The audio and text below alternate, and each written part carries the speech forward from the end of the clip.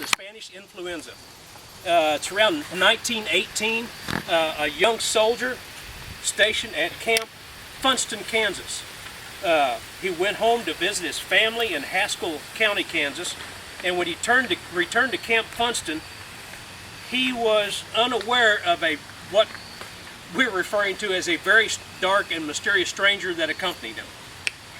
This stranger followed him and other soldiers from that camp to other military camps. As they finished their basic training and the training here and they were sent out, that stranger went along with them. Wherever this stranger went, he left many, even thousands of people ill and dying and dead. And that was the Spanish Influenza.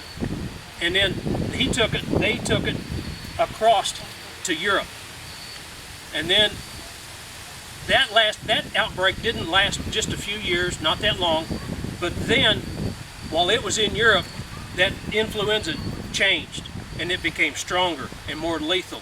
And then years later, it came back to the United States and around the world. And that last one was so strong that by the time it was done, it left millions dead. In this scene, we gotta wait for them, is Private Noble Smith. He's buried here in the cemetery. He was born in, I think, Paoli, Indiana, moved to Floyd County. He and his parents moved to Floyd County. He was in the U.S. Marine Corps, and he was originally stationed in Quantico, Virginia. And he went from there to, that's where he first started. He went from Kansas, where he was stationed out there, to Quantico, and then to Europe. And he and his fellow soldiers is what took the Spanish flu across to Europe at that time. As far as they know, that's how it went across.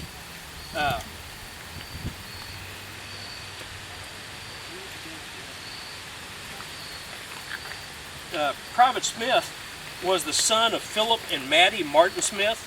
Like I said, he was born in 1887 in Paoli, Indiana. The family moved to Floyd County when Noble was 8.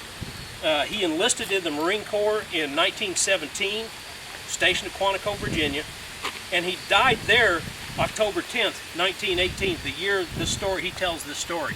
He died there of Spanish influenza.